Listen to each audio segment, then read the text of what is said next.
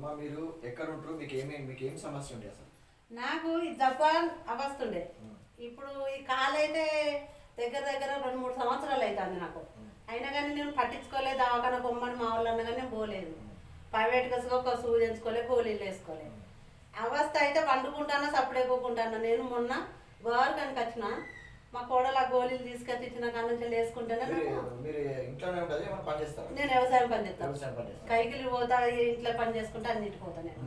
కానీ ఈ రెక్క అయితే నాకు మస్తు అవస్తుండే, ఏడుతూ ఒకసారి అసలు ఏంది నా రెక్క పడిపోతుందా ఏంది, పొలగంలో చిన్నోళ్ళు నేను ఎట్లా అదైతేనా అనుకొని ఏడుతూ కానీ నేను దావఖాన పొమ్మని అనుకోకపోదు.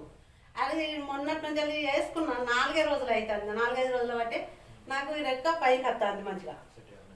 ఇక ఈ కాలు అయితే ఒక గిన్నెల నుంచి వెళ్ళి ఇక్కడికి మొత్తం గుంజుకొచ్చు. ఇప్పటి వరకు ఎంత ఖర్చు చేసి మన డాక్టర్ దగ్గర? నేను ₹1 పెట్టలే. పోను నేను. ఇంగ్లీష్ మెడిసిన్స్ అంటే భయమా?